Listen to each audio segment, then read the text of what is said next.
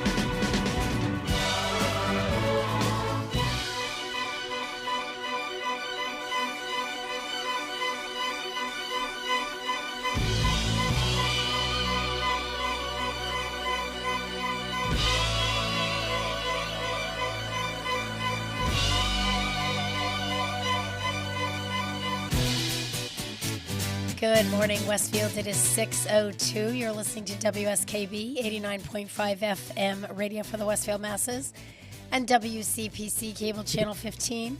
Oh, we're going to be quite the pair this morning. We are going to be quite the pair. It was so funny, Pete, because I get up at 4:15.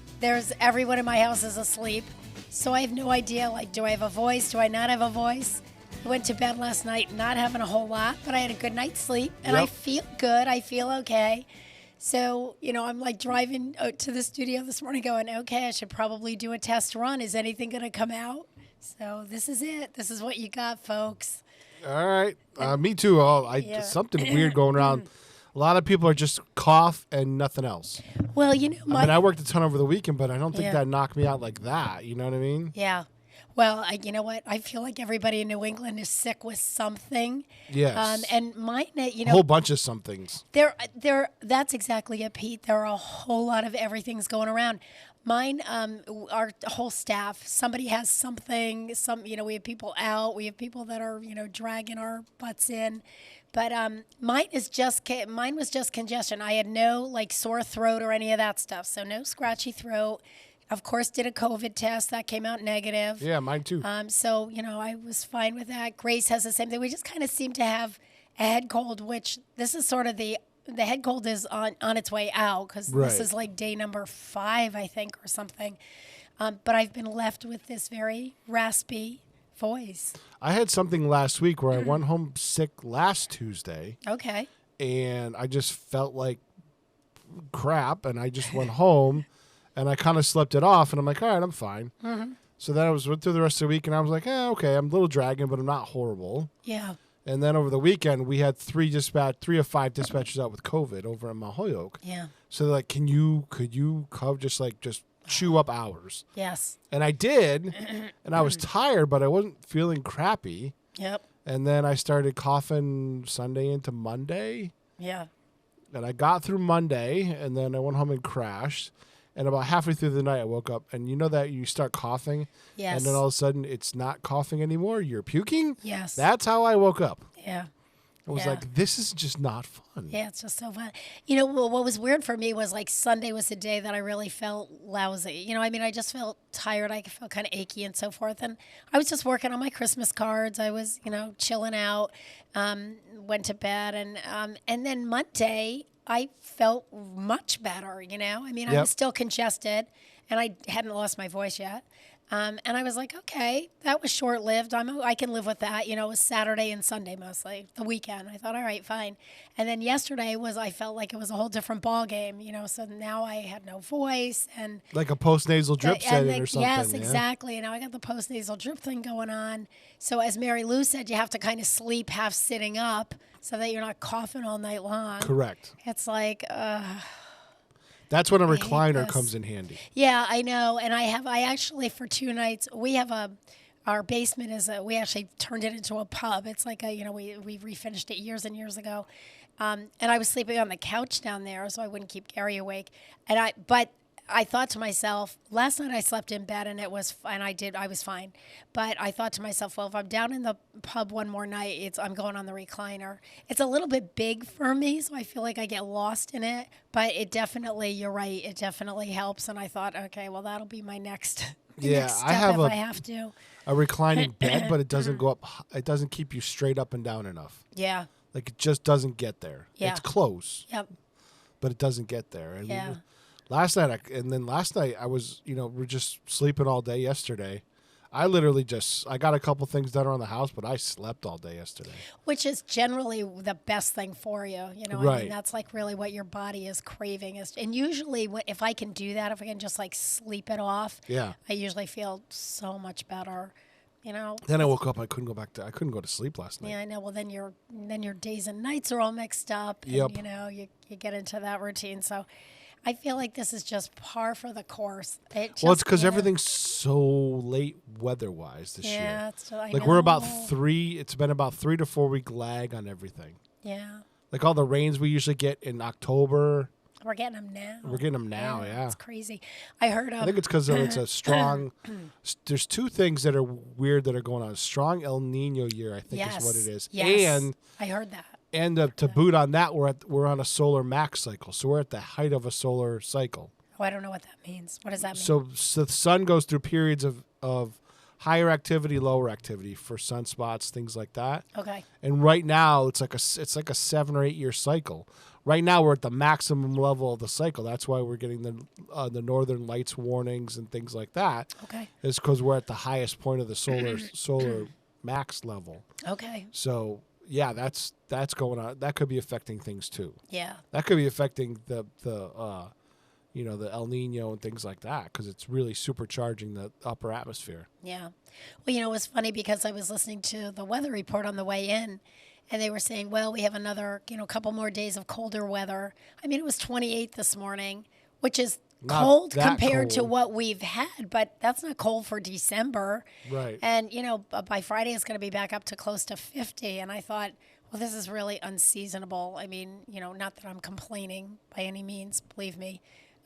Because we have brown bag today, by the way. So That's not horrible. outside we go. Yeah, exactly. And I'm thinking to myself, boy, we've done brown bag in December when it's been, like 10 or 15. So 30 degrees is not, that's not awful. And I think it's going up to 38 today. So, that's not terrible for December by any stretch. I was right. I looked it up. It says, as of August 1st, 2023, research indicates that during solar maximum, changes in solar radiation may influence the strength and duration of an El Nino episode. These variations in solar activity can potentially affect ocean atmospheric interactions, triggering or modifying an El Nino event. Okay. So that's why it's been a little weird, out of sync. Yeah. I mean, it is. It's a little strange. Now, are there any? I've heard different predictions for like January, February. Snowy winter, cold winter. I have a feeling we're going to get hard and fast. You think so? A lot of people are saying that. Well, we shall see, right? Yeah. So how are you doing, Pete, on your Christmas preparations? I don't have to buy for a lot of people. Yeah. So I'm pretty sure I'm done. Good. Christy wasn't sure what she bought, so she said yesterday they had the Christmas party at work, and the boss was like, "All right, you're off for the rest of the afternoon." So she's like, "I need to go through what I bought and see what I have left." I am right there with Christy. I feel like it's like I got to sort everything out. I usually have my list going for everybody. Yeah. And, then I kind of know, okay, this guy's done, this person's done, she's done. You have a variable that's about 10 pounds that threw a monkey wrench in your fall. Oh my goodness! Yeah, I know. She is a treasure. Probably about 10 pounds by now, right? Yeah. I'm sure she's more like around 12 pounds. She started out as our little chicken nugget. Now she's our little pork chop. She is just nursing up a storm, and she's doing great. She's a great baby, though. We are very blessed. She's just a really happy baby, so we know that if she's crying, there's really something wrong. What's happening, though, this is really interesting. So maybe some of my seniors who are listening can give us some advice. She seems to be having what somebody has classified as like night terrors, almost like nightmares. She'll be sound asleep, and she will just be screaming. and crying. And the first time it's happened 3 times now in the last couple of weeks. But the first time it happened, we were scared to death. We put her on the bassinet, we put her on the changing table, and she had her eyes shut tight. So we were trying to figure out. How old's Bobby G?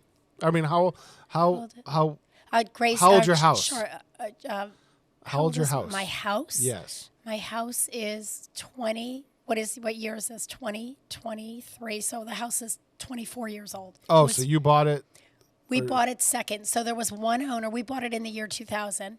And there was an owner that just lived there a year, she and her husband, and then he got transferred. They built it. Oh, okay. I was just going to say, did anybody pass away there? Because sometimes Bobby Goff talks about this, but the paranormal part of it, there could be something attached to the house. Okay. That the babies are very perceptive to, and the adults are not. Yeah, I don't think so, Pete. It's not like it's an old home or anything. Yeah, okay. That's why I asked the question, because I was like, sometimes that does happen. But it's unusual, but it does happen. Babies are very perceptive. Yeah, here's the thing that's so weird, though. So because this now happened it happened to me yesterday afternoon. I was watching her yesterday afternoon, and it's less scary at least when you sort of know, okay, she's asleep, her eyes are closed. So when she wakes up, it's as if nothing happened. She's smiling like, hey, what's going on? And, you're scared to death. The first time it happened, there, Gary, Grace, and me, and we're hovering around her, we're checking her body. It's like, it was almost like she got stung or something and, in her sleep. So we're really looking her dream. over. And, for a 4.5-month-old. But, I mean, other than that, she's doing really great. So we're going to definitely place But I am prepared if you need some. Oh, I have some too. Yeah, I have them in my pocket and everything. This is that time of year where I bring them in. I know. Thank you for that. Pete, you know what I wanted to ask you? So we're speaking of Christmas lists, and I know that it's early, so Gary won't be up to listen to this. But, Gary and I try to do something like experiential with each other for gifts. And I wanted to keep it kind of simple because with the baby, it's just hard with the schedule and everything. But so I had 2 thoughts, and both of them involve things that you've done or that you know about. So one is, I know we've talked on the show before about there's still a few drive-in movies left. Yes. Where are they? Because I feel like there one? The closest one is the Northfield Drive-In up by Northfield, Mount Herman. Northfield, okay. Which is straddles the the New Hampshire and Massachusetts border. Half of the thing is in New Hampshire, and half it's in Vermont. That's the one where the Cider House. Yeah. If you watch the Cider House Rules movie, yes, that drive is Northfield Drive-In. Okay. The one that's in the movie. Okay. Cool. And that's a nice drive because you can head up there and have dinner in like Greenfield or something. That's what I was thinking. Have dinner in Greenfield, yeah. Get a great meal somewhere in Greenfield, and then go up to Northfield for the night, and you come. It's a late night back, but yeah. Okay. All right. So that was my one thought, which I knew there was a place up north, and I was like, I couldn't remember. So it's technically though in Massachusetts, but near the border. Yeah. Yes. Yeah. Okay. Yeah, and it's pretty easy to find if it's in most people's GPSs. Okay. All right. So that was one idea I had. Nice ride too. Yeah, and then another idea that I had was I think last year, did you and Christy go do some kind of a train ride? What do you remember that? Oh, we went up to New York State. Yeah. So what was that Utica. about? Oh, Utica. Okay. That was the Adirondack Railroad, and it's their cabin fever train. Okay. So we stayed in Cooperstown. It was about a 45-minute ride from Cooperstown to Utica. Okay. And it's like an afternoon thing. So you go, you get an adult. It depends on what you book, but you go out to their train station. You can make s'mores. They have fire pits going. Right, I remember all that. Yeah, and then we got something with snacks. But you can ride up in the dome car, that's the kind of highest level. Yep. But it wasn't that expensive. I think it was like $75 a person or something. It wasn't horrible. That's not bad. Yeah. The nice thing is, if you make a weekend about it, Cooperstown is very off season. Mm-hmm. So the hotel room rates are incredibly affordable. Okay. And if you stay, does Gary like beer still or? Well, it depends because now he's on a gluten-free diet, so he hasn't really been drinking much at all. Okay. But because Omegang has a bingo brunch on Sunday. Okay. And it's a brewery up there. Okay. And it's not a German brewery, it's a Dutch brewery. Okay. and the only 2 locations they have are Cooperstown and back in Europe. Okay. All right. So that's kind of, and it's hilarious. Okay. All So right. that was a lot of So fun. those were the 2 of the things that I was thinking of. Yep. And I have to keep it kind of relatively simple right now. Yeah, like a weekend getaway. Yeah, exactly. And so I thought, okay, well, and I was like, okay, Pete's my go-to guy because I know he's going to have information on both of these. So thank you for that. So we're going to take a little break here just because I'm losing my voice. And I have to reserve it, so I'm going to conserve Yep. here. So you're listening to WSKB 89.5 FM radio for the Westfield masses and WCPC cable channel 15. So I figured we'll do some holiday wake-up music. We're going to listen to the Trans-Siberian Orchestra playing the Carol of the Bells. We'll be back.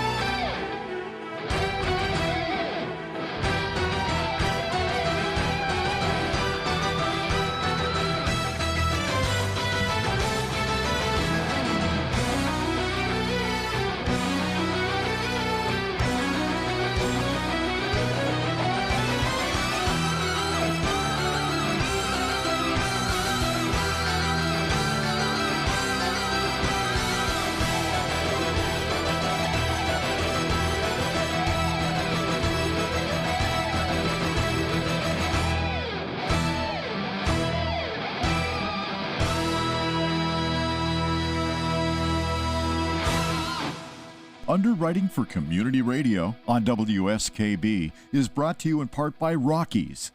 Over 30 convenient locations throughout Massachusetts, Rhode Island, New Hampshire, Connecticut, and Florida.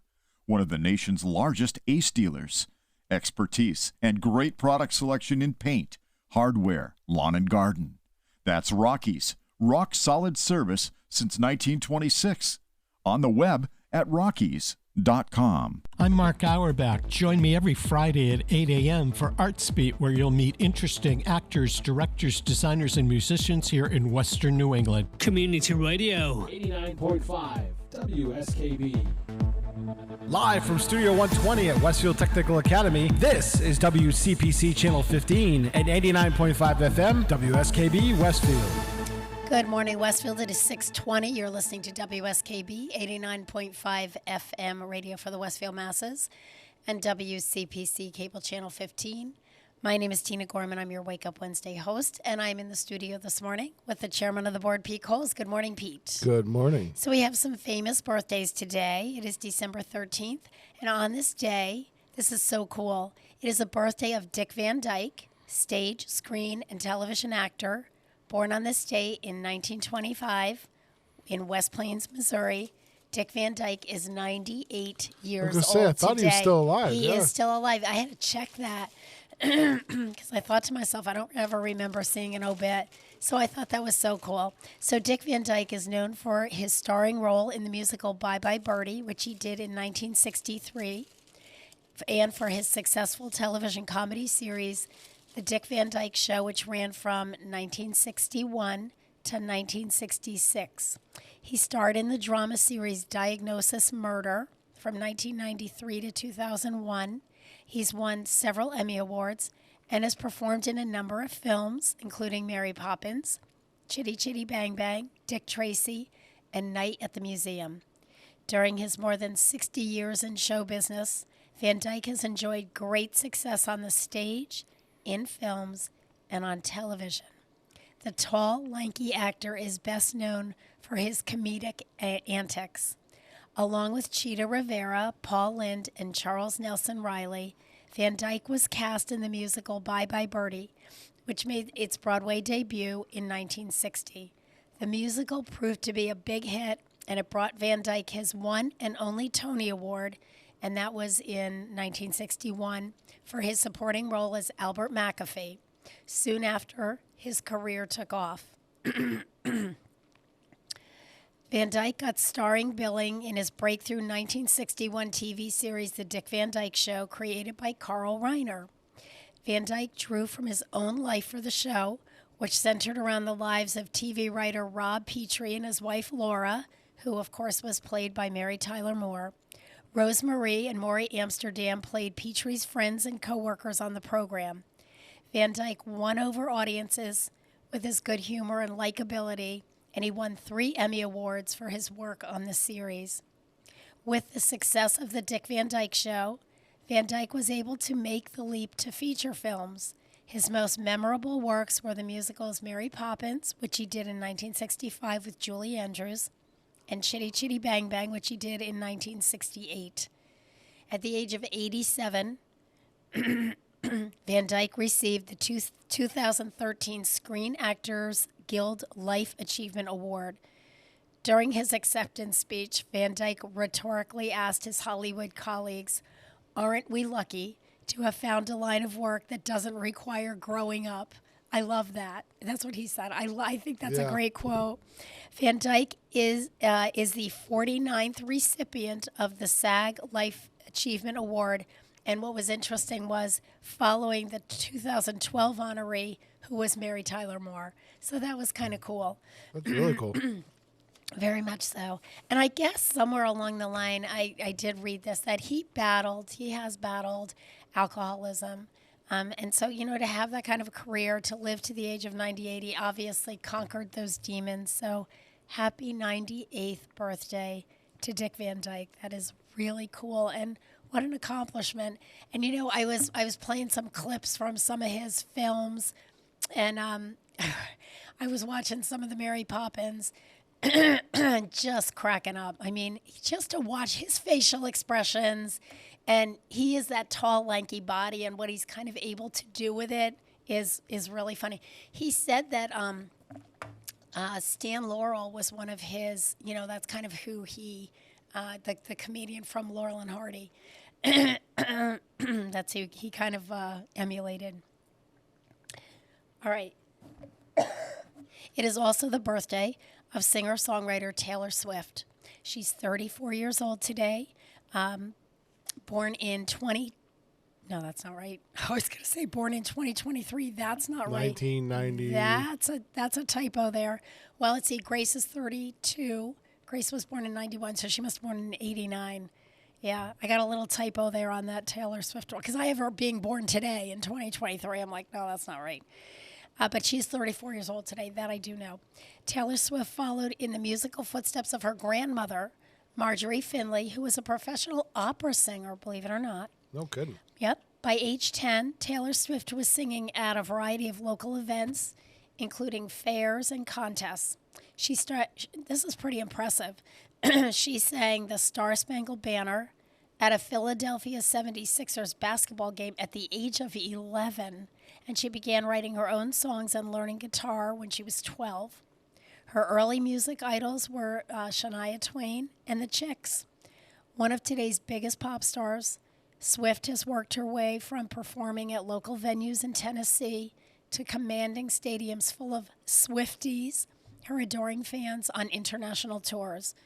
A stellar performance at the Bluebird Cafe in Nashville helped her to get a contract with Big Machine Records at the age of 14. She spent her early career as a country musician. Her family had actually moved to Nashville. They moved her, yeah. Yeah, in order to and that was when she was, like 13 years old. And apparently that's obviously really paid off. But she did start out kind of as a country musician. The country music darling eventually began experimenting with genre. With her fifth album, 1989, she decisively reintroduced herself as a pop musician. Her new sound excited fans, and the 2014 release is one of her most successful to date, spending 11 weeks atop the Billboard 200 and selling more than 1.2 million copies in its first week. Since March of 2023, Swift has been performing on her headline-grabbing Eras Tour. When pre-sale tickets for the Eras Tour, and she kind of defined that as music throughout the eras of her career, went live in November of 2022, so many fans attempted to snag their seats that Ticketmaster canceled the general sale, leading to a congressional hearing about the debacle. Remember that, Pete? That was crazy. That was a year ago. Already one of the highest grossing touring musicians as of July 2022, multiple projections suggest that Taylor Swift could make more than $1 billion in ticket sales alone by the time the Eras Tour wraps up in December of 2024, surpassing Elton John's record-setting Farewell Tour that spanned 5 years. So she'll do hers in like less than 2 years. Yeah, it's crazy. It is. Swift has won 12 Grammy Awards out of 52 nominations, including 6 nominations for the upcoming 2024 award show. So she has, for 34 years old, she's done pretty well for herself. Well, and the other big thing is the reason she was selected as Time Person of the Year, because that's what I know. she won this year, is when she originally recorded all her albums, she wanted the masters to re-release them. That's where some of the money's in publishing, some of it's in the masters. And the guy that owns the masters, or the group that owns the masters, said, no, you can't have them. And and there was a big lawsuit about it, and I guess they ruled with the guy. And so she didn't end around in that and really changed the music business. I was saying this the other day.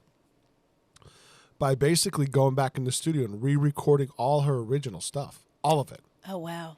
Everything. And then been re-releasing the albums under her own label, I think. Okay. To get those masters back. Okay. And people, her old albums are basically selling under the new label, and she's killing it. And there's nothing the people on the original masters can do about it. Okay. So she's revolutionized the business for all these artists that were under studio contracts, things like that. There's nothing saying they can't re-record it. They can't have the masters to remaster them or anything like that, but they can re-record them all. And she's saying, well, okay, you won, but I'm taking away your future income by watch me. But I'm taking away all your future income that you thought was of value. I made it worthless. Yeah. Yeah. So I'm like, that's the big part of it. Yep. She revolutionized the music business. It's not about the tour per se. Right. It's about her dropping an old album again and her fans gobbling it up and her making money again, but also having those masters in perpetuity. Yes. Yeah. That was interesting, Pete. I didn't realize that. Yeah, it was a big lawsuit a couple of years ago. Yeah, well, and she's been involved in a few lawsuits, so it was hard to keep track of those. Right. But yeah, but now that makes sense to me. Yep. Well, good for her. Go Taylor.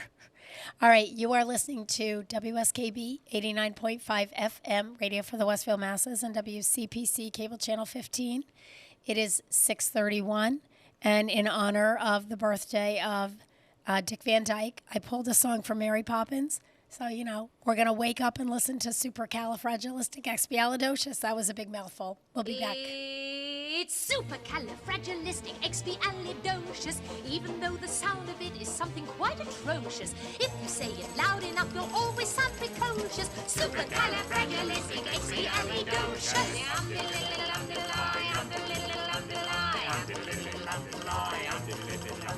Because I was afraid to speak when I was just a lad. My father gave me nails a tweak and told me I was bad. But then one day I learned a word to save me aching nose. The biggest word you've ever heard, and this is how it goes. Oh, supercalifragilisticexpialidocious, even though the sound of it is something quite atrocious. If you say it loud enough, you'll always sound precocious. Supercalifragilisticexpialidocious.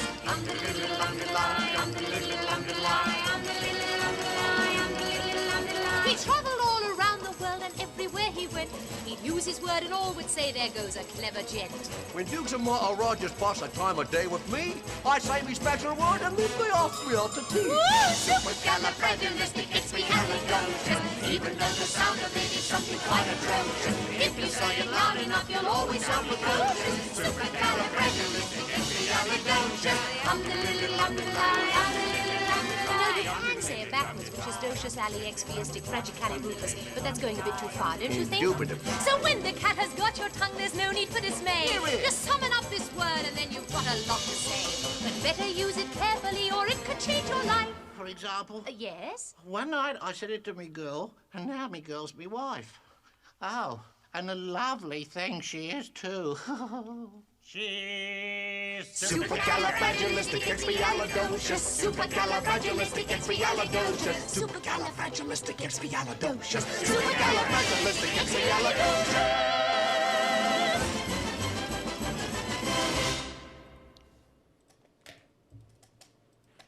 Underwriting for WSKB's community radio programming is brought to you in part by R. Levesque Associates.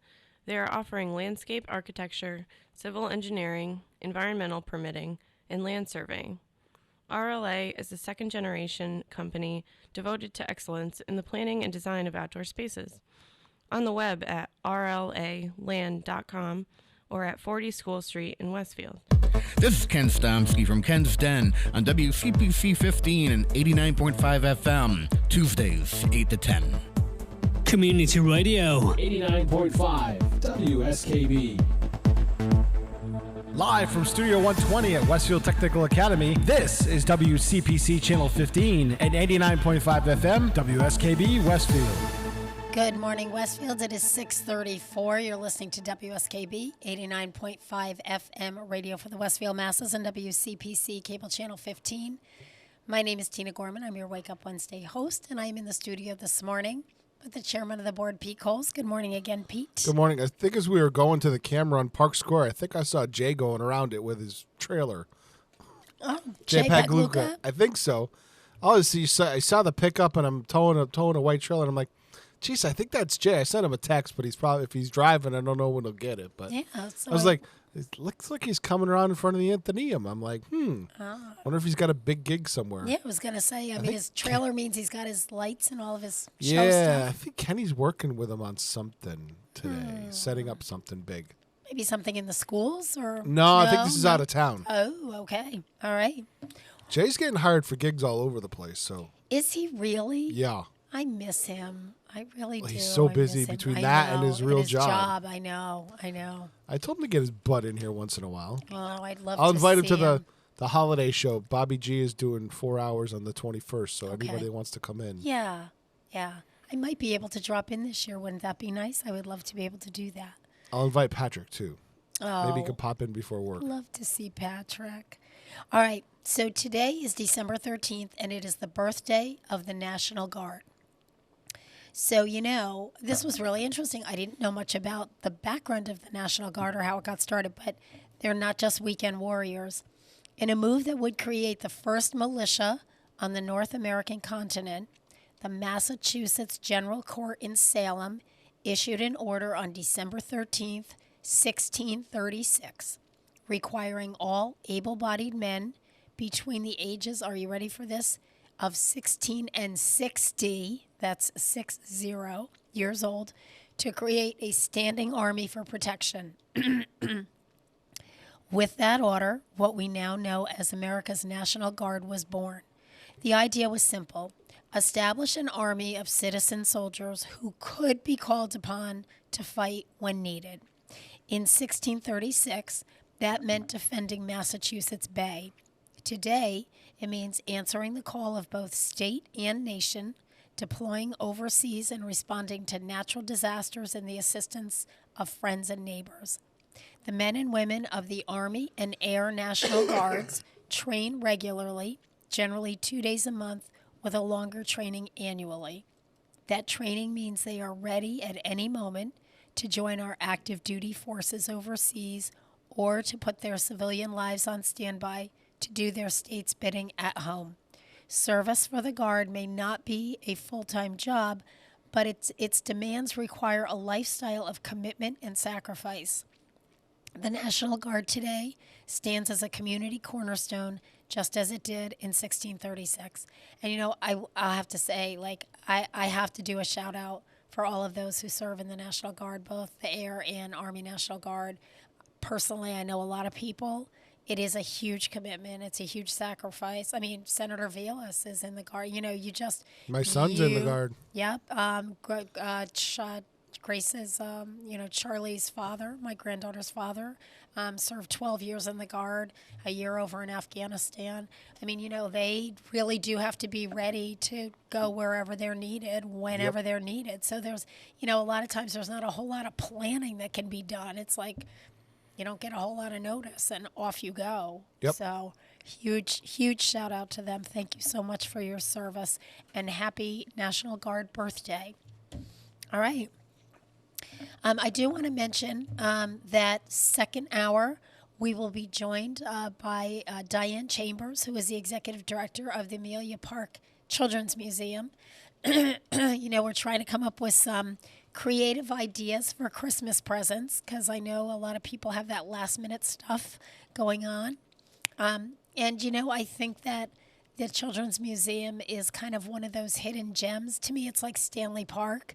You know, sometimes people kind of forget it's there, but it's a big deal. So we're going to get Diane Chambers in here to talk a little bit about the museum and the offerings and being a new grandparent. I'm excited to, you know, in a year or two to be able to take my granddaughter Charlotte Rose over there. All right, and speaking of Christmas gifts, you know, when Carol Palmer was on the show a few weeks ago, we talked about some exercise-related gifts, so I just wanted to kind of go over those again, and then also offer some other suggestions, especially for my older adults out there. When your children and your grandchildren say, what would you like for Christmas? As one of my seniors used to say, for heaven's sakes, don't get me any more slippers. You know, I have a closet full of slippers, so I don't need those. But there are some really practical gifts that you can ask for, and from family members who are listening in, there are some really great practical gifts that you can give to mom or dad, grandma, grandpa, auntie, uncle, whatever. So exercise related, how about a gift card for a good pair of walking shoes? I mean, we have Fast Feet right here in Westfield. A gift card to Fast Feet would be wonderful. But, you know, any of the sporting stores where, you know, people can get good walking shoes. An exercise ball or exercise bands. I know Carol Palmer had talked a little bit about the exercise bands. Maybe some light hand weights. When I say light, I mean like 1, 2, or 3 pound weights. You can purchase those at Ocean State Job Lots. They're very reasonable, and they've got the nice grip on them, so they're not going to fall. But, you know, because you can use hand weights really while you're watching TV. You know, they're not a big deal, but they're very helpful. For those who are walkers or runners or cyclists, how about a reflective vest, you know, or a jacket for that person? That's really important. It's my one pet peeve about people who tend to exercise. And of course, we know it is, it's 6:40 right now. It's pitch black outside. And I know that, there are people that are out there walking or running or cycling, and they really should have some kind of a reflective vest on. I can't tell you how many times in the last, I would say 3 weeks since we've changed the clocks, I've had some near misses, especially with people on bicycles. Yep. At that time of day when it's like 5 o'clock-ish, it's really getting dark, no reflectors, not necessarily any light on their bike. Not all of a sudden it's like there they are and you never saw them. So reflective vest, reflective jacket. For those who want to do some pedaling but they don't want to go outside in the elements, you can get either the foot or the hand pedals to exercise again. They could do it while they're watching television.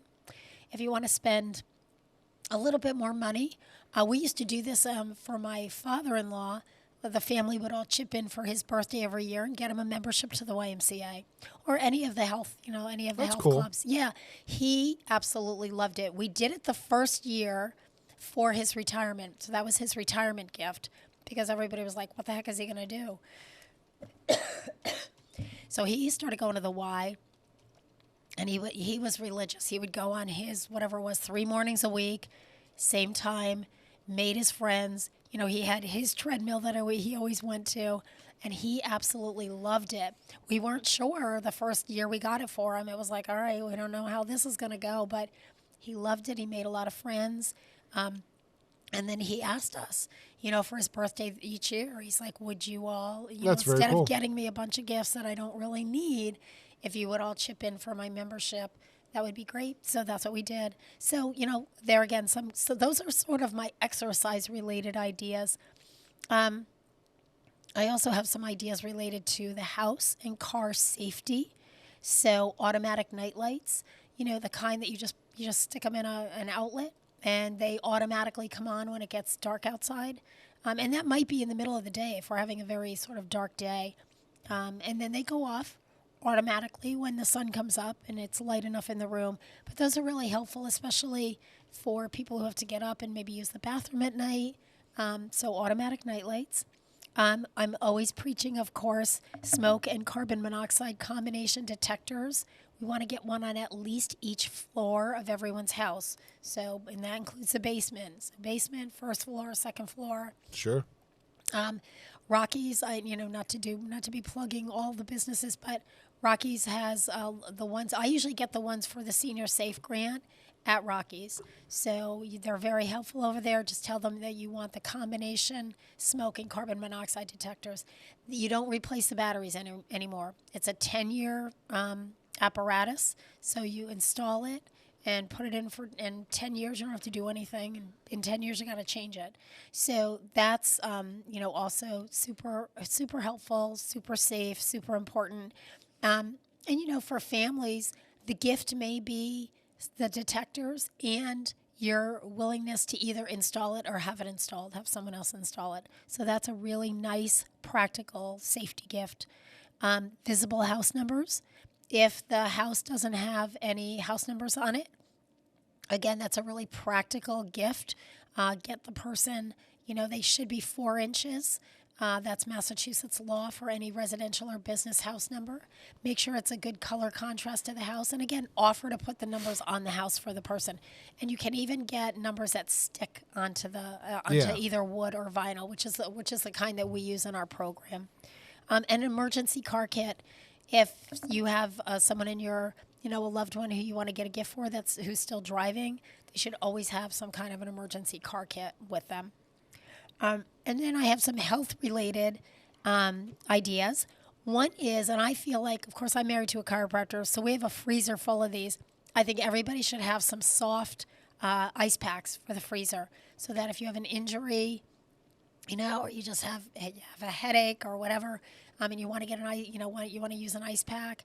We don't use the old-fashioned ones anymore where you fill it up with ice cubes. Just get the soft ice pack. They don't take up a lot of space in your freezer. And you can get some really nice ones with like velour on one side, and so those are really nice, and they come in different sizes. So you can get. I like kind of the narrow, longer one, especially if I need it for a headache or my shoulders. A forehead thermometer is another gift, the thermometer that you just, put to the forehead. A home blood pressure monitor, a gift card to one of your local pharmacies is always a nice practical gift for somebody. I know that, we've talked, Pete and Dr. Lovelace, Dr. Akinyele Lovelace and I have talked on this show about all kinds of home monitoring things that we can get now. Personal monitoring.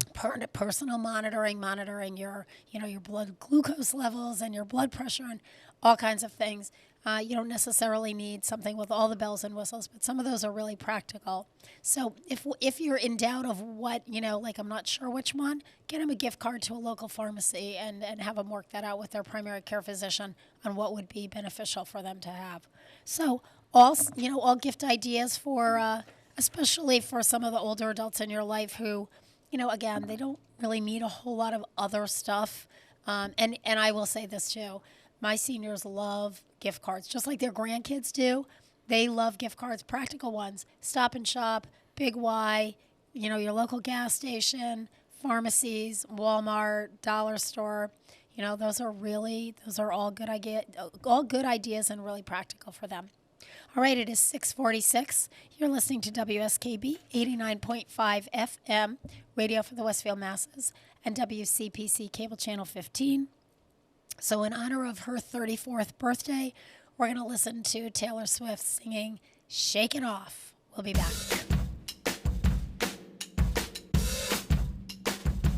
I stay out too late. Got nothing in my brain. That's what people say. That's what people say. I go on too many dates, but I can't make them stay. At least that's what people say. That's what people say. But I keep cruising. Can't stop, won't stop moving. It's like I got this music in my mind saying it's gonna be alright. 'Cause the player's gonna play, play, play, play, play. And the haters gonna hate, hate, hate, hate, hate, baby. I'm just gonna shake, shake, shake, shake, shake. Shake it off, shake it off. Heartbreaker's gonna break, break, break, break, break. And the faker's gonna fake, fake, fake, fake, fake, baby. I'm just gonna shake, shake, shake, shake, shake. Shake it off, shake it off. I never miss a beat. I'm lightning on my feet. And that's what they don't see. That's what they don't see. I'm dancing on my own.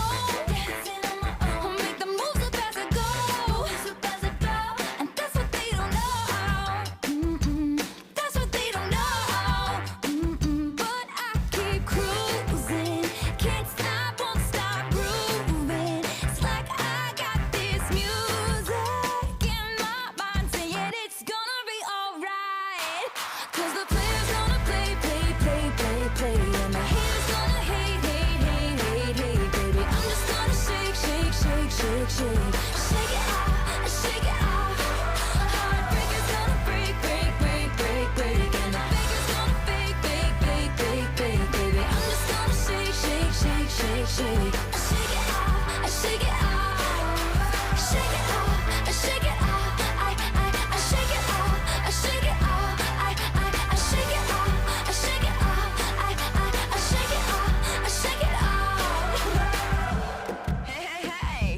Just think, while you've been getting down and out about the liars and the dirty, dirty cheats of the world, you could have been getting down to this sick beat. My ex-man brought his new girlfriend. She's like, oh my god, but I'm just gonna shake into the fella over there with the hella good hair. Won't you come on over, baby? We can shake, shake, shake. Yeah. 'Cause the player's gonna play, play, play, play, play. And the haters gonna hate, hate, hate, hate, hate. I'm just gonna shake, shake, shake, shake, shake. Shake it off, shake it off. Heartbreaker's gonna break, break, break, break, break. And the faker's gonna fake, fake, fake, fake, fake, baby. I'm just gonna shake, shake, shake, shake, shake. Shake it off, shake it off. Shake it off, shake it off. I shake it off, shake it off.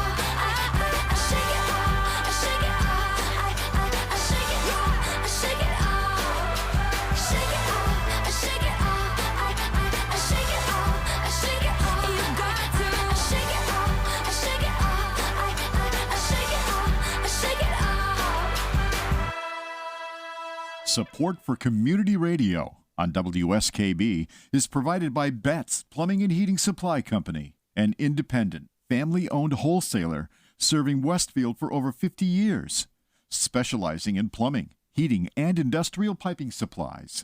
On the web at bettsplumbing.com or at 14 Coleman Avenue in Westfield. Listen to me, Michael Buster McMahon, Mondays 8 to 10 a.m. to learn the stories behind your favorite songs. Or don't. I'm not the boss of you. Community Radio. 89.5 WSKB. Live from Studio 120 at Westfield Technical Academy, this is WCPC Channel 15 at 89.5 FM, WSKB Westfield. Good morning, Westfield. It is 6:51. I open up my mouth. I don't really know what's going to come out. What's going to come out exactly. Now I've now played for you 3 really good wake up songs. So for this first hour, you're listening to WSKB 89.5 FM, radio for the Westfield masses, and WCPC cable channel 15.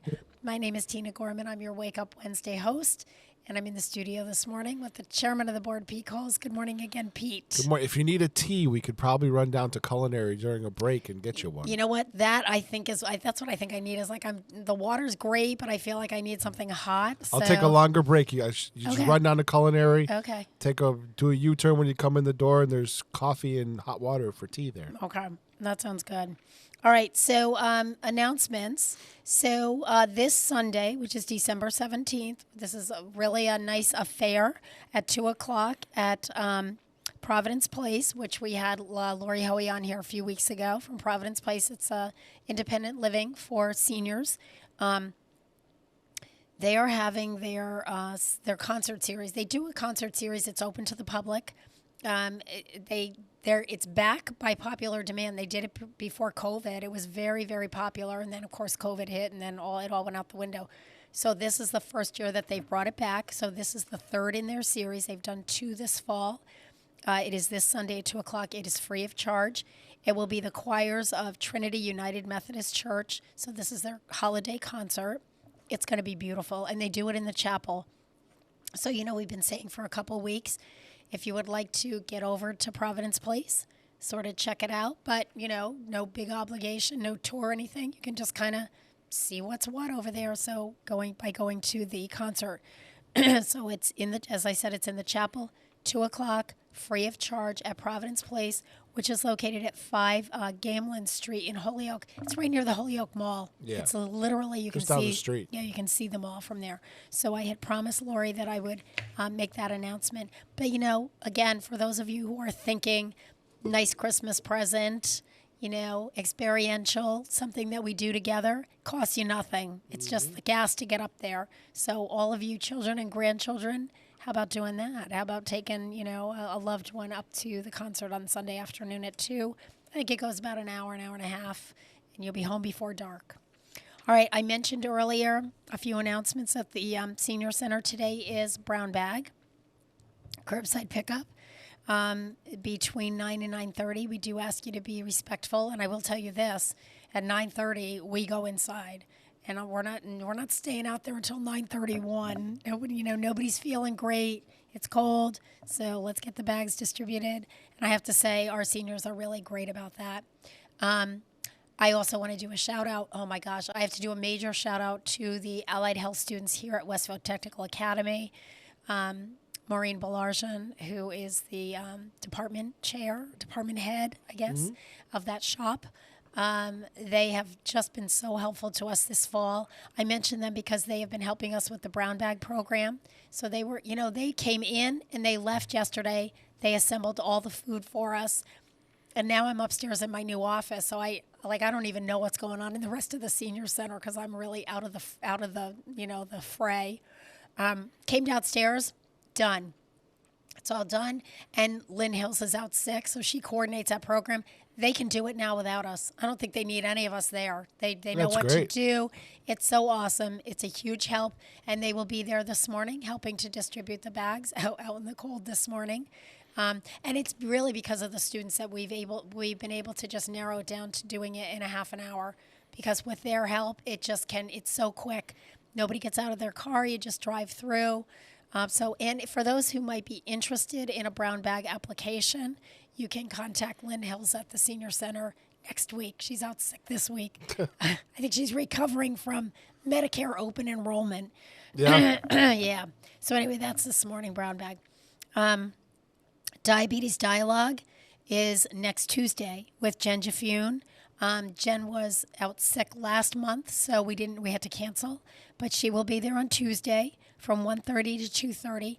I just want people to make a note of that because it's usually the last Tuesday of the month, but because of the holidays, we've changed a bunch of things around during the month of December. So she will be here at the Senior Center on Tuesday, December 19th, 1:30 to 2:30. You don't have to sign up. You can just come. Her topic is making those New Year's resolutions stick. Never an easy task. It's never an easy task, but and here's the little write-up that I had done about this. Jen is going to explain how to set realistic New Year's resolutions goals, engage in action steps to promote success, and handle minor setbacks. Because I think, oftentimes what we do with our New Year's resolutions is we create these really lofty goals, like, I'm going to lose 100 pounds this year or some crazy thing. And then, of course, we're going to have setbacks, and then we just give up on everything. So by the time February 1st comes, we're already done. So Jen's really going to take a very different approach. Like, let's make the original goals much more doable and achievable for you so that you can really have success with it. Because a lot of times, when people make resolutions, it really is, about their health or about, family or, it's usually positive things that you want to do in your life. And we really do want to make those achievable and help you to be successful. So I would encourage you, Diabetes Dialogue. It's for those with diabetes, pre-diabetes, family members. We're quite open to all of that. A couple of senior center events coming up. We have our holiday curbside turkey dinner. I believe that we still have some openings for that. That will be on Thursday, December 21st. No indoor dining that day. It's just curbside. It'll be a nice turkey dinner that you can take home. The cost is $5. You do have to reserve in advance. So I think we have well over 100 people signed up already, but I think that we still have some availability because the kitchen isn't going to be cooking both indoor and outdoor. They can do a few more meals. So that will be again on Thursday, December 21st. And the pickup is our regular pickup time between 11 and 11:30. We're also hosting a holiday open house gathering. That will be next Friday, December 22nd from 8:30 to 10 o'clock. Our 3 beautiful Christmas trees are up honoring Westfield Police Department, Westfield Fire Department, and our veterans. So thank you to Marion Krause and Barbara Wojcik for designing those trees and for Kathy Millis for helping to put them up. And we are really opening this up to everyone, our seniors, their family members, members of the Westfield Police Department, Fire Department, any of our veterans. So for those who are working that day, if you could scoop by, I'm sending a special invitation to the city councilors, the mayor, and the fire chief, police chief, and see if we can get plenty of people over there. So it'll be a nice affair. No lunch next Friday is going to be served, either indoor or outdoor. But we would really encourage people to come to the open house and just, have a cup of coffee. Joanne will have fruit and, continental breakfast type stuff. No indoor dining during the last 2 weeks of December. So that starts next week because my kitchen crew would like to be able to actually spend some time with their families. And, we forget, not only do they cook for us and they go home and cook for their families. Right. They're expected, George and Joanne are expected to, do those big family gatherings. They're expected to do all the cooking. So let's see what else. Oh, yeah. Holiday season bingo fun.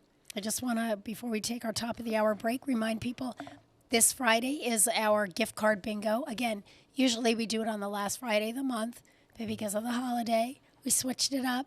So gift card bingo is this Friday. Always a fun time. We got lots of gift cards to choose from this month. So it's free. The sponsor for this month is the Friends of the Westfield Senior Center, so we thank them for that. And then on the 29th, which will be the last Friday of December, we're going to be doing what we call Surprise Prize, surprise bingo. And we'll have all kinds of unique prizes for people on that day. So we like to spice it up and have a little bit of extra fun in December. It is 7 o'clock. You're listening to WSKB 89.5 FM radio for the Westfield masses and WCPC cable channel 15. We're going to do an Aretha double play to give you plenty of time to go All down right, there now and am I get some tea. Am I staying on inside or am I going outside? You go inside. Stay inside in the All right. hallway. You're going to give me the directions on how to get there. Yes. We'll be back.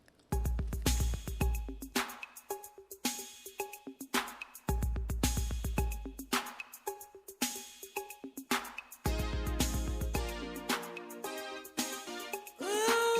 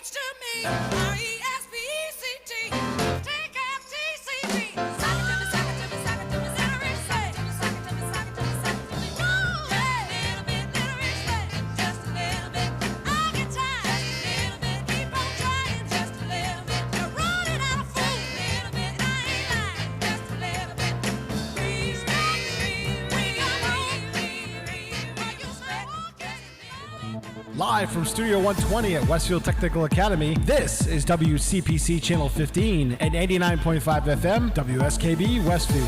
Good morning, Westfield. It is 7:08. You're listening to WSKB 89.5 FM radio for the Westfield masses and WCPC Cable Channel 15. My name is Tina Gorman. I'm your Wake Up Wednesday host, and I am in the studio with the chairman of the board, Pete Coles, who's taking good care of me this morning. Thank you, Pete. Thank you to Chef Rogers. I have my black tea. He said it's really hot though, so I can't sip on it quite yet. Right. But I feel it'll like soothe your throat it a lot. will. I feel like I'm armed with my hot tea, which I love anyway. Like I'm a tea drinker, so I have that every morning anyway. It's so. helpful when there's somebody plugged in, at your beck and call that knows where to Absolutely. go. And I didn't realize it was so close. Well, I know they come in that way, but I didn't realize that the Tiger's Pride was so close. So. That's why it's horrible working there, because I can smell it all the time. Oh my goodness, yeah. And they had these beautiful, like this coffee cake. I avoided that, but oh man, that looked good. You should have grabbed it. I know. Well, maybe on my way out. All right, so let's do a couple more birthdays, and then my guest is waiting in the wings, and I'm excited to bring her in. So today is the birthday of the late Christopher Plummer. Oh, no, not the late. It's Christopher Plummer. Oh yes, no, it is. It is the late Christopher Plummer. He died. He actually died just a couple years ago. He was a stage, screen, and television actor, born on this day in 1929 in Toronto, Canada. He died at the age of 91, so he lived a good long life back in 2020 when he passed away. Award-winning actor Christopher Plummer was classically trained as a stage actor and headlined for Britain's National Theatre, making his film debut in 1958's Stage Struck. He actually started, I think, as a Shakespearean actor. Mm-hmm. Throughout his career, he has passed up blockbuster movies for smaller films. In 1965, Plummer shot to international stardom with the hit musical film, The Sound of Music. He played the widower, Captain Von Trapp, a man who eventually falls for Maria, the young nun, played by Julie Andrews, he hires to care for his 7 children. The film is based on the real-life Von Trapps, who indeed fled Austria during the rise of the Nazi regime, though the film took a fair amount of liberties with the musical family's true history. But if you want to know their true history, there's a place up in Vermont where they lived, and it's really interesting. It's hotel? It's a bed. Yeah, it's like an inn. And we gave that to Gary's parents as a gift one year. Gary and I went up there with them. And they also started a brewery up there, Von Trapp Brewing. Yeah. So that's another really kind of cool place to go to. But anyway, and I have to tell you, I remember seeing The Sound of Music when I was younger. I had the biggest crush on Christopher Plummer. I thought he was just the most handsome man. So while The Sound of Music was a big success, Christopher Plummer had mixed feelings about the project. He has admitted that he looked down on the role and the movie at the time. He wrote in his 2008 memoir, In Spite of Myself, that he had been a pampered, arrogant young bastard spoiled by too many great theater roles, and he still harbored the old-fashioned stage actor snobism toward movie making. So I thought that was a riot because he kind of said that about himself. During the 1970s, Christopher Plummer had several notable film roles, including The Return of the Pink Panther with Peter Sellers, The Man Who Would Be King with Sean Connery and Michael Caine, and International Velvet with Tatum O'Neal. Plummer won Tony Awards for his work in Ciano and Barrymore. Despite his tremendous talents as an actor, Plummer didn't receive an Academy Award nomination until 2010. He earned a Best Supporting Actor nod for his portrayal of Russian literary great Leo Tolstoy in The Last Station. And he finally won his first and only Oscar in 2011 for his work in Beginners, which came out in 2010. I had never heard of that movie, Pete. Had you ever heard of it? No. He co-starred Ewan McGregor with Christopher Plummer playing a gay father coming out in his later years. I never heard of it, and he won Best Supporting Actor for that, so not like a small potato. So now I'm interested in actually seeing that film. Both he and his daughter played massive villains in Star Trek. Oh, really? See, I'm not a Trekkie, so I wouldn't know that. He played a Klingon, and his daughter, Really? Amanda Plummer, was in the final season of Picard as one of the protagonists. Oh, my gosh. That's amazing. She played an evil changeling. Okay. Very evil. She played, it was just, both of them played great Played it roles. well. Played them Yeah. well. super talented, both of them. All right. And then I have one more birthday that I need to do. It's the birthday of country singer-songwriter Randy Owen, born on this day in 1949 in Fort Payne, Alabama. He is 74 years old today. Randy Owen is best known for his role as the lead singer of Alabama, a country rock band that saw tremendous mainstream success throughout the 1980s and 1990s. Alabama released 21 gold, platinum, and multi-platinum albums, 42 singles that topped the charts at number 1, and sold over 75 million records in total. They have a star on the Hollywood Walk of Fame and were named the Academy of Country Music Artist of the Decade in 1989 and the Recording Industry Association of America's Country Group of the Century in 1999. Hits include Tennessee River, Love in the First Degree, Song of the South, and Christmas in Dixie, which of course we're going to play later on because it's the season. Randy Owen also maintains a career as a solo performer. He released his solo debut, One on One, in late 2008 and charted 2 singles from it. He was inducted into the Musicians Hall of Fame and Museum in 2019, and Randy Owen has founded an annual radiothon to raise funds for cancer research and an annual golf tournament to raise money for the Alabama Sheriff's Department's youth ranches. So I think those are youth ranches as an alternative to, sort of lock up kind of thing. So really good causes. So happy 74th birthday to singer-songwriter Randy Owen from the group Alabama. And again, we'll listen to Dixie, Christmas in Dixie in a bit. It is 7:15. You are listening to WSKB 89.5 FM radio for the Westfield masses and WCPC cable channel 15. So my guest coming on is Diane Chambers from Amelia Park Children's Museum. So we're going to introduce her with the song Teach Your Children by Crosby, Stills, Nash & Young. We'll be back.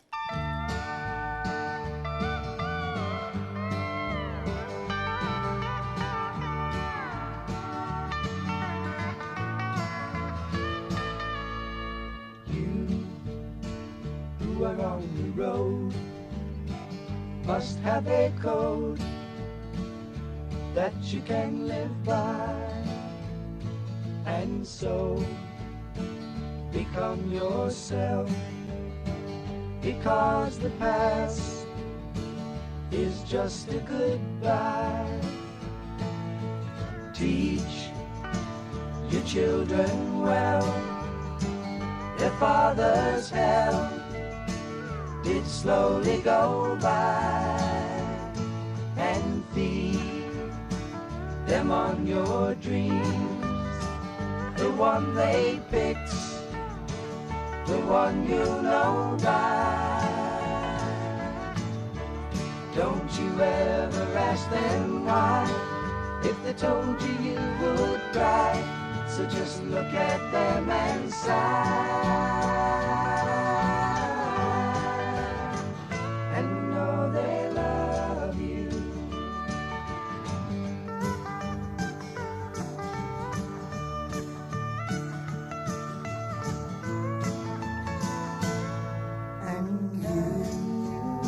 Of tender years, can't know the fears that your elders grew by, and so please help them with your youth.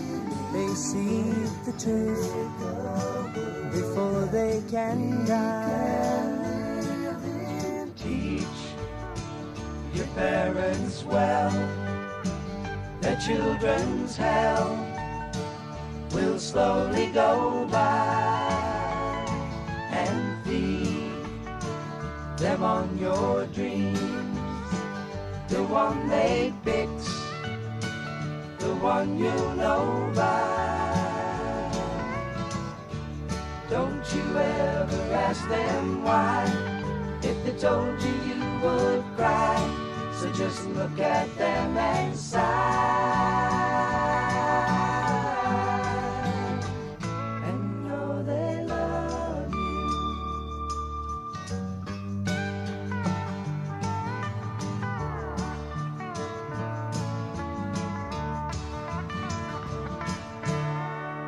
Support for the community programming of WSKB is provided by the Dunkin' Donut Shops of Westfield and the Sardinia family. It's nice to know that even as the world changes, Dunkin' Coffee remains the same at 7 convenient locations throughout Westfield. Hi, it's Bob Plass, and I have Wow, It's Tuesday every Tuesday, 6 to 8. Wow, it's Tuesday. Community Radio. 89.5 WSKB. I did it! Live from Studio 120 at Westfield Technical Academy, this is WCPC Channel 15 and 89.5 FM, WSKB Westfield. Good morning, Westfield. It is 7:18. You're listening to WSKB 89.5 FM, radio for the Westfield masses, and WCPC Cable Channel 15. My name is Tina Gorman. I'm your Wake Up Wednesday host, and I'm joined this morning by Diane Chambers, Executive Director of the Amelia Park Children's Museum. So welcome, Diane. So we had our Teach Your Children song. That's our sort of intro to today's topic. So I'm excited not only about the topic, but, you know, Diane, you had sent me a little bit about your own background, which was very different than what I thought it would be, because I thought, oh, I'm going to be interviewing somebody who, you know, majored in early childhood education way back in the day or something like that. But you've taken a very different career path, and I think it's kind of exciting. So let's talk a little bit. I usually like when I have a guest on my show for the first time that I don't know. I like to get a little bit of your background. So, you know, where are you from? Are you from this area originally? A little bit about your job history, which in your case is very interesting for where you started and where you ended up. So tell us a little bit about that. Well, thank you very much for having me on the show. You're welcome. About myself, well, I think what I haven't shared with you yet was that I'm not from here. I'm from central New York State. Okay. Between Syracuse and Binghamton, I grew up in a very rural community on a dairy farm. Ooh, we had 300 acres, 120 cows. It was a medium-sized farm at the time. But I think that really has influenced my whole life because the cows have to get milked twice a day, whether it's snowy, raining, sunny, a holiday. Yeah. So I feel I have a very strong work ethic. Yeah. Maybe too strong. Well, you know, no, yeah, I'm right there with you. But you know, you're right. I mean, farming is not. It doesn't. You don't take a day off. You know, the cows don't know that it's Christmas morning. Right. It's like we need to get milked. So that's interesting. So how did you move? When did the move happen from? Because I'm not from this area either. I'm from northern New Jersey, by way of Virginia and Iowa, and I mean a lot of other places. So how did you end up in Western Massachusetts from central New York? I went to college and got a BS in chemical engineering. From there, I worked as a project engineer for 10 years. And during that time, I got transferred to Western Massachusetts, working for Stanhome. Okay. I don't know if you're familiar with Stanhome, if you've been here that long. That's Stanley Park Home, and Stanley Home Products. Yeah. Yep. So there I met my husband, and we settled here. So you stayed settled here. So how many years have you? So do you live right in Westfield? Yes. Yep. And how many years have you lived here? I moved to Western Massachusetts in 1985, and I moved to Westfield in 87. Okay. So I can't do the math how long that is. So it's been a long time. Yeah. We're just gonna go with it's been a long time. So this is the part of this story that I think is really interesting. So how did you end up? You majored in what in college? Chemical engineering? Yes. Yeah. Okay. My dad was a chemical engineer. I could not see my father. My father has passed away, but I couldn't see my father as the director of a children's museum. Although his organizational skills were second to none. But how did you make that transition, Diane? Like, what happened that got you involved in the Children's Museum? Because now you're the executive director, but you've been involved for many years in different capacities. So tell us about that. With the birth of our first son, I retired to motherhood. Okay. And during that time, when I had 3 children, they were aged 3, 2, and a 6-month-old. We visited the Holyoke Children's Museum, and I said, "Wow, we got to bring this to Westfield. I want to do that." So that's how I that was in 1993. So then I started to research a little bit, and then in August of 1994, Mary Jane McMahon, the real founder of the Children's Museum, invited me to participate in getting it up and running. And she had no idea. I already had that in my back of my mind. I really don't know how I was blessed to be chosen by her to do that, but I was so thrilled that she did.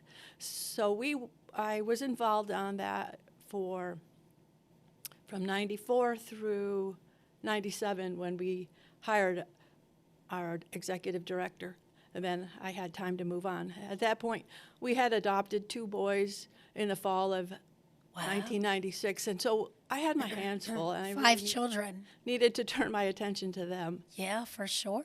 So the Amelia Park Children's Museum, how long has it been at it? Because it wasn't always at this site, right? Right. When you first started it, when the group first organized it, it was on Elm Street, right? Right. Was that Well, right? of course, at first it was just an idea. Right. Then It was just in your heads. It wasn't any And place yet. we did a lot of what we called the museum without walls. And back at that time, there was the Westfield's Taste of the World and on the green, and we would go and have like a little mini museum there and events like that. And then at the Taste of the World in 1996 was when we found the availability of that site on Elm Street, and then we got into that at the beginning of 97, I believe. Okay. And then when did it get moved into where it is now? Now it's a It opened standalone. in 2008. They say it opened in 2008. Okay, all right. So, yeah, because I remember I started working for the city, I think, in 2004 or 5. And it was still on Elm Street back then because I remember thinking, oh, I didn't even know this place was here. I was literally driving down Elm Street, looking around going, oh. So, you know, when people think museum, Diane, I think they think, you know, galleries, and I think of like quiet places, you know, like people always shushing you. But a children's museum is very different. And you said you went to the Holyoke Museum, Children's Museum, and that's what kind of gave you the idea. What makes a children's museum unique and different, and then, you know, going to the Museum of Natural History in New York or something? In a children's museum, it's all interactive. You can touch stuff. And one thing you'll recognize when you walk into a children's museum, it is loud, it is boisterous, it is people running, well, they shouldn't run, but people walking very fast to get to the next exhibit. And it's very interactive, and the kids are exploring, and we want the whole family to get involved. It's really not just for kids, it's everybody to get involved, playing with each other. So tell us a little bit about, like, for those, I'm really interested in, especially, I know we have a large older viewing audience, so we have a lot of grandparents out there. I got to tell you, grandparents, we have winters setting in. My daughter for several years was a nanny, and she nannied, she had 2 boys in Westfield when she first started. This was years ago, and they were twins, and they had just turned 2. And I think that Grace discovered the Westfield Children's Museum, and I think that she and the boys lived there. And it was funny because Grace said they were very different in what they liked. They would play with each other, but they were different in what they liked. And there was sort of something for everyone. So Diane, for someone who's never been to the Westfield Children's Museum, paint a picture of what they would see. You walk in the front door, and you said it is loud. I mean, there are children there, nobody's shushing you. But what are some of the kinds of exhibits and because it is very interactive, so it's very hands-on. It's not like you're not just looking, you are touching. Right. So what are some of sort of the stations that you have?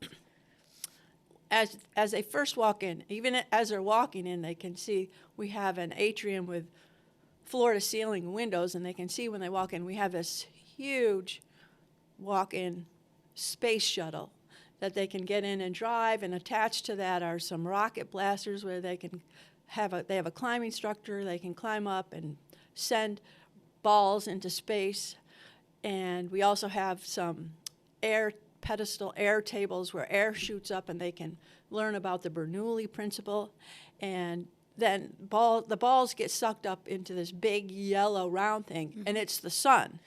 And every 6 minutes, the sun turns and drops all the balls out, and they can do it again. And we have just recently put in a countdown clock so the kids can see when the balls are going to drop again. And it's really fun to watch the kids do the countdown. And then they scream with delight when the sun turns. So that's very thrilling. We also have, as they proceed in, we have a cow that they can milk. It's kind of a random cow. But we're working to get a farm attached to that. We have a train table. We have a construction site. We have lots of Legos, building blocks throughout that they can do construction. We have role playing in a cafe, a grocery store, doctor's office. And we also have a dino dig where the kids can pretend that they're digging for dinosaurs, fossils, I should say. We have a TV station. So let me ask you this, because I haven't been to the museum in several years. The nautical, or not nautical, the star, I call it like Spaceship. Do they still? Spaceship. By the way, you guys still have the launch posters that I donated up there? I think I donated some patches and launch posters years ago. Launch posters? Yep. We have some posters. Yeah, there's some Northrop Grumman launches that we covered, and we donated posters and launch patches for a couple different things, I think. You know, I have to tell you, it was so funny. So several years ago, I took some of my seniors on a field trip to the Children's Museum, because we just decided, this sounds like way more fun than some of the other kinds of things that we could do.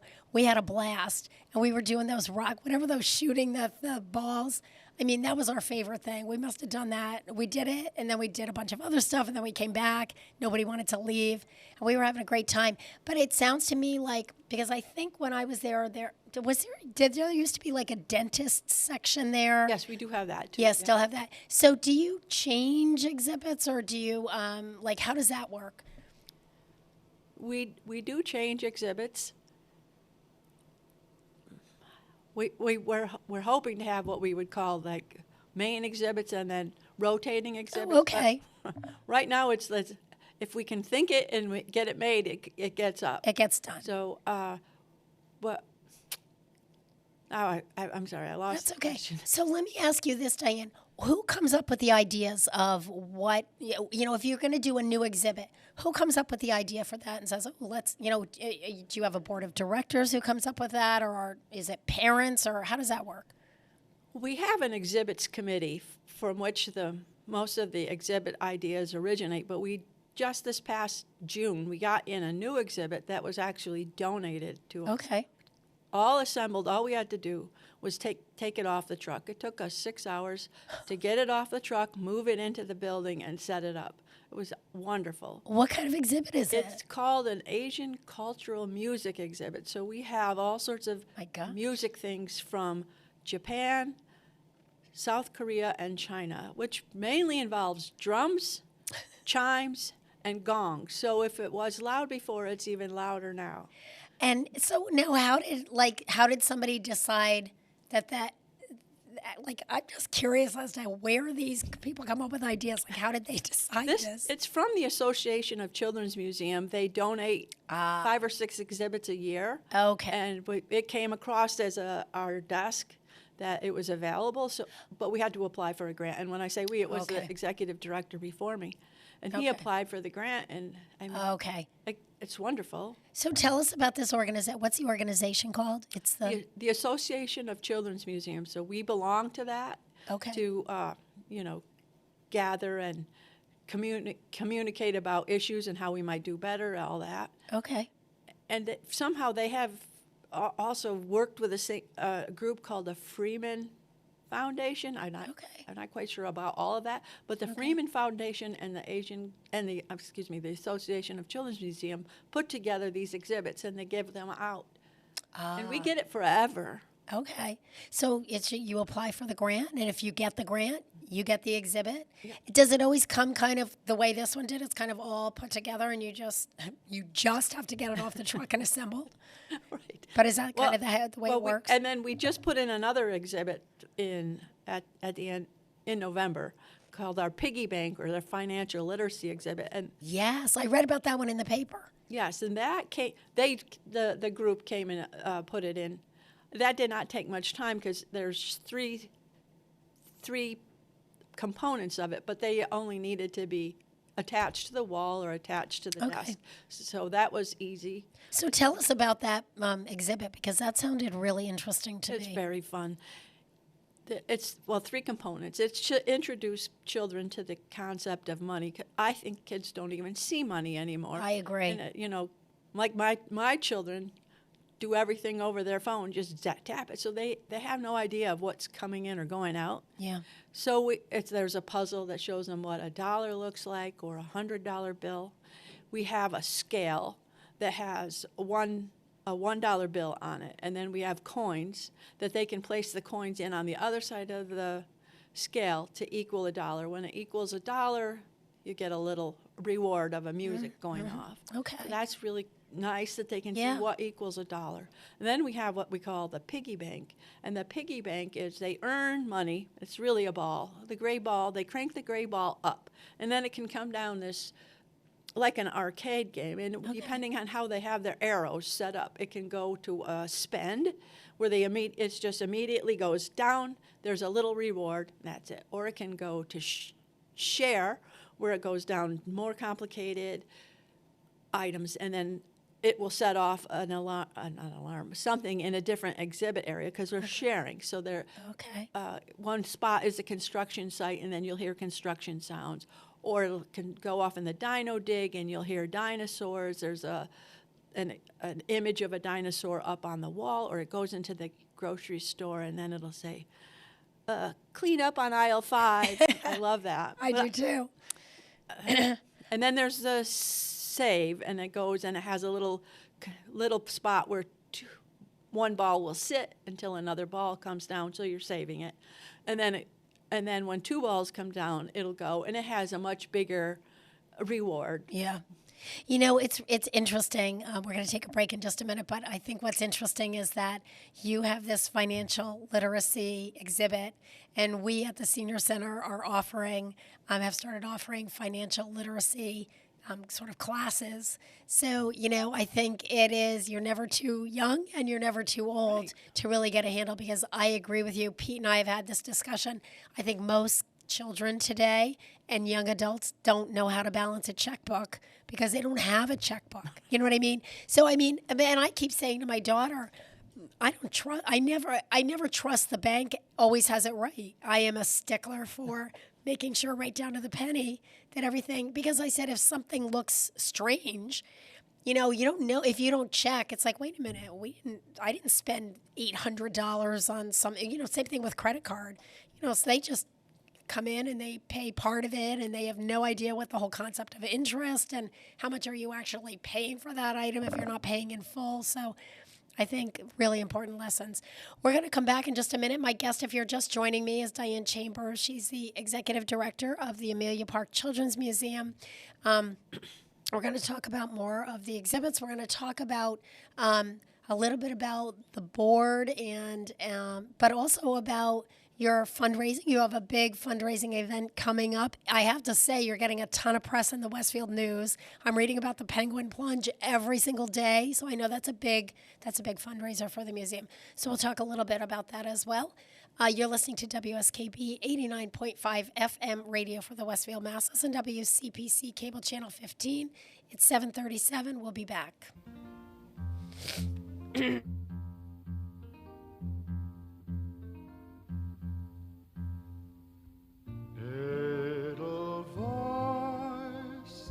Edelweiss, every morning you greet me, small and white, clean and bright, you look happy to meet me, blossom of snow, may you bloom and grow, bloom and grow forever.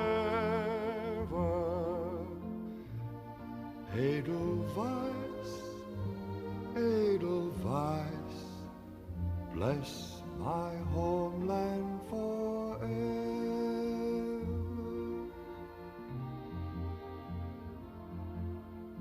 Small and white, clean and bright, you look happy to meet me.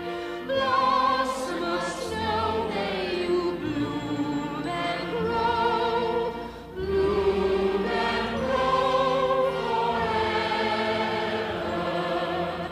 Edelweiss, Edelweiss, bless my homeland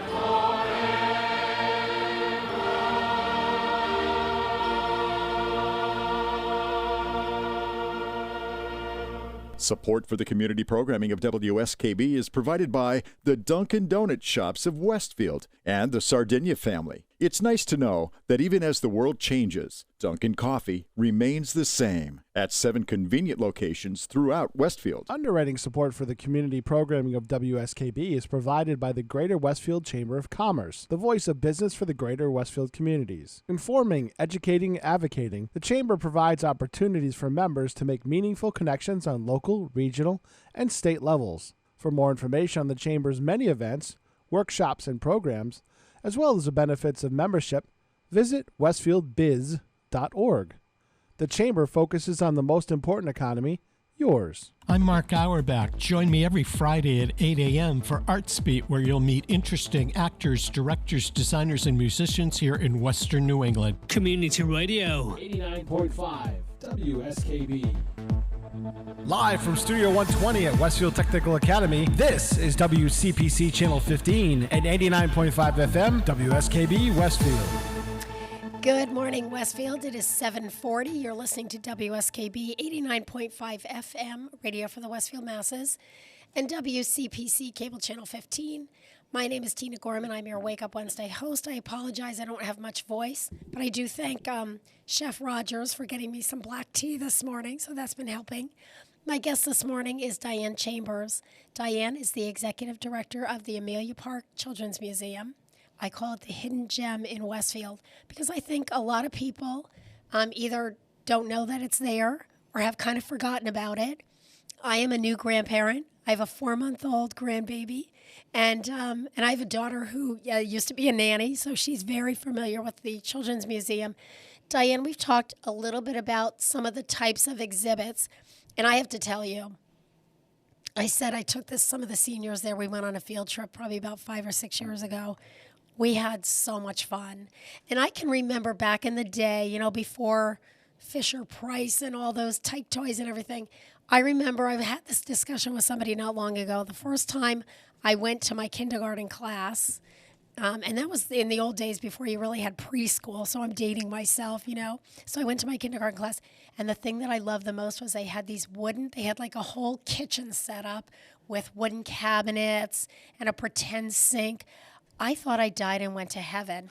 And the first time I went to the Children's Museum, as an adult, it was the same thing. They had all of these experiential things, so you could pretend you were working at a grocery store. You could pretend you were, an astronaut. You could pretend, and I think that's such an attraction for children. And of course, it's a museum, so there's this whole learning component as well.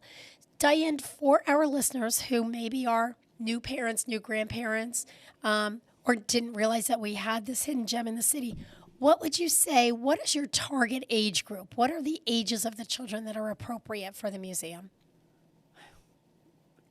We say we target ages 2 through 7, but really we have a toddler area for the 1-year-olds, but okay. We 2 through 7, okay. Baby through 7. Okay. And of course, if you're older than 7, you can also come. It's just that they're not. I know if you're in your 60s, you can have a great time. See, I think this is a great thing and you said before too, Diane, you really target families. And I use family in the broadest sense. So, that would include parents and siblings and grandparents. And, I just think this is a great, we live in New England. The winters can be harsh. And what a great way to spend an afternoon, during the week. Tell us, what are the hours of this? When is the Children's Museum open, Diane? The Children's Museum is open Thursday through Tuesday, 9 a.m. to 4 p.m. Okay, perfect. So you've got weekends there, you've got, and it's just perfect. Now, how do you work the funding? Is it do people become members? Do they pay as they go, or how does that work? You can become a member or you can pay as you go. Admission prices are $8 for children, $8 for adults, $4 for grandparents and seniors, and if the little ones under 12 months are free. Okay. So tell us about the memberships, because I have a feeling that would be first of all, I think membership is a great way to go. It helps the museum because you have that income, but it also gives you, a lot more flexibility in using, taking advantage of the museum. Yes. And it also makes a great gift. So let's talk about membership. It does make a great gift. It does. We have structured the cost of the membership so that you have paid for your membership with less than 4 visits. That's perfect. I love that. And we have a variety of membership levels from 2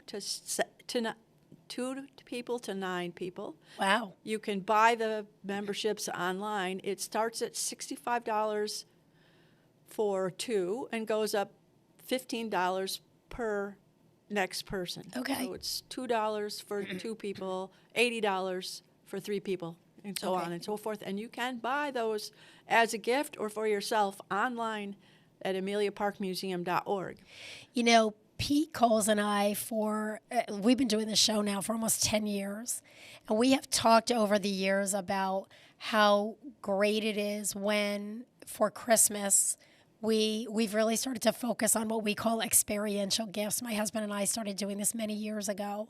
So instead of getting me a lot of things that I don't necessarily need or want, but it's really more of a focus on experiences. I just think that the Children's Museum, what a wonderful gift to give to your family, just in terms of, that togetherness. Shut off the TV, turn off your cell phone, leave them in the car, and just really focus on your child. There's just something amazing about watching a child's face I just love going there and just, watching children doing all of these things, and it's just this joy and awe and, oh my gosh, look what I can do. I mean, you have gone from a chemical engineer to the executive director of a children's museum. I mean, that's kind of like night and day, but I can see why. I just think it must bring you such joy. I would imagine. I don't know. Yes? It's fun to see all the kids having fun. They do cry a lot when they leave because they don't want to leave. So I don't blame them. We have a little thing that we've discovered. If we offer them a sticker to leave, they get a little happier. Okay. So if you're there and you're having a tough time getting your child out, remember, you can ask for a sticker. Ask for a sticker.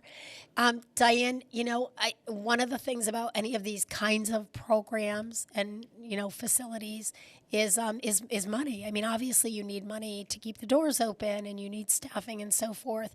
So where do you get your funding from? And I know you have a big fundraiser coming up, so we're going to talk about that. But tell us first, where does most of the funding come from for the Children's Museum? Well, the admission price that we just talked about and memberships only cover about half of the cost of our operating expenses. So the remainder of the operating expenses are covered by donations from our annual mailing campaign, also from the fundraisers that you mentioned. We have the Penguin Plunge, and there's also a Brew Fest in the spring that's done for us. Yep, that's right. But as most of the exhibits are coming from grants, they're grant funded. And sometimes we have to put up some money, but usually all the exhibits that we get are grant funded. So we have grants. Now, do you have to write all the grants? Like, who writes the grants? Pardon me? Do you write all of the grants yourself, or do other no, people help you? I write them, and some of our staff write them. Okay. So what kind of staff do you have over there, Diane, other than yourself? We have an assistant director. Okay. And she does our programming, our staff, and there's 3 areas, and marketing and public relations. Okay. And then we have an operations lead that isn't, she is there over the weekends, and she supervises the staff. Okay. So it's kind of a bare bones staff. It is definitely bare bones. And what about, you have a board of directors? Yes. How many members are on the board? Oh, gee, we have about 14. Okay, that's a good sized board. And do the board members mostly handle the fundraising piece of it? Or do they have other responsibilities We have as well? several committees. Whoever wants to put on the fundraising hat does. We don't per se have a fundraising committee, but we have a very strong exhibits committee. We have had a committee working on our bylaws, our strategic plan, and a programming committee in the works. Wow, those are really good committees. Yes. I'm impressed with But that. I think mainly you just put on a different hat. I know. I know. Same people, different hat. Tell us a little bit about the Penguin Plunge. That is coming up in January. It is. It's Saturday, January 27th. This is our 20th annual, but that's very exciting. Yep. And, of course, as I have mentioned, we need the funds for our operating expenses. And people plunge and they raise money. They ask for donations for them to plunge. And so we have a bit of a contest to see how much money people can raise. And for the top 3 people or groups, whoever raises the most will get $300. Second place, $200. Third place, $100. Okay. We also are upping, I'm saying upping, but we're returning to some of the incentives that they used to have at the beginning, where if you raise the minimum, you get a T-shirt. If you raise over $150, you get a T-shirt and a hat. If you raise over $300, you get a T-shirt, a hat, and a tumbler. Okay. And if you raise over $500, you get all that and a special designed fleece jacket. Wow. Which you won't get until afterwards, because Yeah. we want to get the perfect size. You know, the thing about all of those kinds of things, hats and T-shirts, I just think that's great marketing and advertising for the Children's Museum. It helps to remind people that you're out there. So I think that's really great. And there are, I don't know if there's still, if you still have this, so I do want to ask about this. Are there items that people can purchase at the museum, like, you know, for gifts and things? I know you used to have things. I don't know if you still do. We have a small gift shop. Yeah, like a small gift shop. Yeah. And what kinds of things do you have in the gift shop? Right now, we really just have toys. Okay. And we have some small snacks. Okay. All right. Not a whole lot going on there. Okay. That sounds good. So I have said for all 10 years that I've done this show, you will never get me plunging for the Penguin Plunge. Like, I am not. I'm always cold, so it would take me until June to thaw out. However, I've always been a supporter. I have my special friends, you know, that have been plunged. Rick Barry, who's been plunging forever, and Chuck Kelly, and I think Chuck does it with his granddaughter now. So, you know, I'm sure to get the emails from those two saying, okay, and I do. You know, it's like I'll sponsor both of them. So I think, you know, just to let our listeners and our viewers know that we certainly understand if you don't want to go in and plunge in January. It's not my thing either. But, you know, just by sponsoring somebody, that really helps out the museum. Of course, the plungers really get a kick out of the whole competition thing, who can raise the most money. And that's great. You know, I mean, that's what it's all about. And where does the plunge happen? Because you can actually, if you want to go and watch and, you know, stand in your parka, you can. Where do they do the plunge? It's at Hampton Pond State Park. Yep. And you can, come and watch, come and have fun. We have a great DJ. So there's lots of good music, and we're going to have some games. We have s'mores. There'll be food to purchase. And also new this year, we're having the Petite Plunge for $25. Little kids can dip their feet into a kiddie pool. They can do with their toe, or they can come through with boots, but we just want to get everyone involved. You know, it's a lot of fun. Love that. That was a great idea. I don't know who came up with that one. Our assistant director, Brienne, I can't say her last name. Okay. But it starts with Z, Brienne Z. Oh, it's a Z. Yeah, forget it. It has lots of consonants and not too many vowel kind of name. That's a fantastic idea, because I remember one year, somebody who my daughter was babysitting for, the father and son, I think, did it together, and the son was like 5 years old, and I thought, oh my God. And, you know, I just thought that's like a little much, but I think this sounds like a great idea. Like a little kiddie pool, just and so that they feel involved and so that they feel invested. This is their museum. So I love that idea. I think that's a great idea. And there's also a costume contest. So if you're going to plunge, you can come in a costume. So if there's a costume, there's an award for the team that has the best costume, and there's an award for the individual that has the best costume. And who doesn't like to get dressed up? It's like Halloween in January. Doing this plunge, I think that sounds great. Diane, this is such, I really feel like this museum is, as I said, I keep calling it the hidden gem, but I think it's such an asset to the community. How can the community get involved? How can the community support you? Obviously, we've just talked about the Penguin Plunge. Are there other ways that we can help and support? Well, there's always, you can donate to us. I love your donations. Sure, absolutely. Or ideas. Yep. If you have ideas of how we can do better, just shoot us an email at fun@ameliaparkmuseum.org. And we're always looking for board members, so if you'd like to join on that as well. Okay. Well, that's that. I mean, and I think, with a board, I know some of your board members, past and present. And one of the things that I kind of feel like at one point, I think everybody in Westfield has served on that board. I mean, you've had some really good board members in terms of bringing talent. And I think the thing about a board is that you want different people that bring different talents. And I think some people might think, if I were on the board of the Children's Museum, I'd have to be a retired teacher or I'd have to be a school administrator. Well, not at all, because you have an executive director who's a chemical engineer, for heaven's sakes. But, everybody brings something different. Do you bring marketing skills, or do you like to do fundraising, or do you like to be like a doer bee, just stuffing envelopes, or, helping out with registration or planning, special events or whatever? Everybody has a different talent to bring, and a good board really has a very varied group of individuals, I think. I don't know. Do you agree with that, Diane? Yes. That is a good board. So if people, let's say we have a lot of people who watch the show who are retired, and I'm finding more and more, especially my younger retirees, have a wonderful skill set. I mean, they've done some amazing work in their careers. If any of them are thinking, hey, you know what? Maybe that's a board that I would like to join. I have to be honest with you, I never thought of the Children's Museum board, but now that I have a granddaughter, so how would people get more information about that, Diane? Would they contact you or email, or what would they do? Yeah, I think that the easiest is you can contact me. You can call us at the numbers. I can give the number, Sure, 572-4014, or you can email me. It's Diane, 1N, at ameliaparkmuseum.org. There you go. And you have a website. We have a website. And I think on the website there's also, you can contact us, because I think that's how I originally got a hold of you. So if you forget all the phone numbers and everything, and nobody has phone books anymore, you can always, check out the Amelia Park Children's Museum website. And it's just got some great information.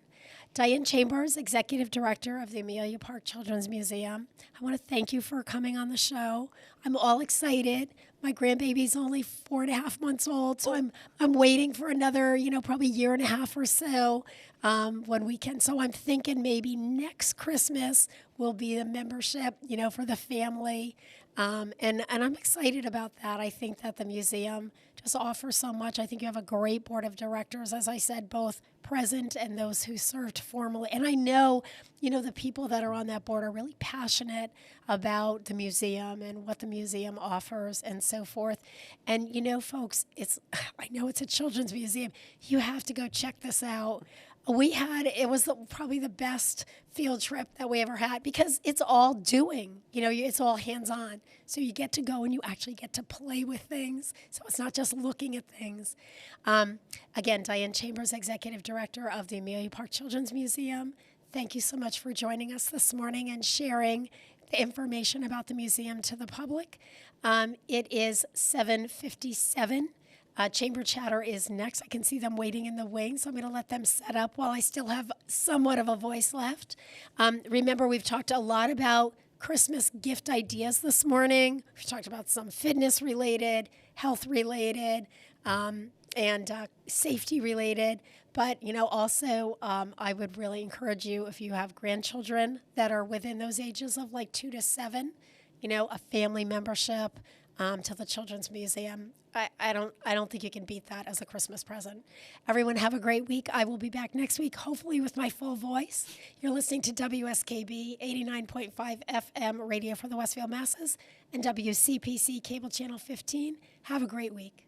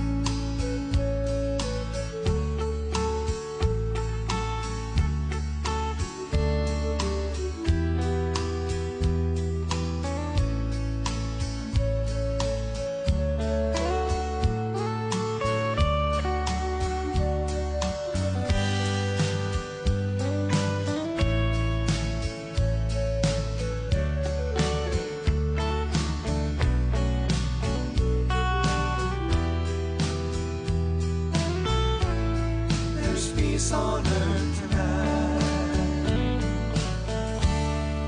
Christmas in Dixie, it's snowing in the pines, Christmas from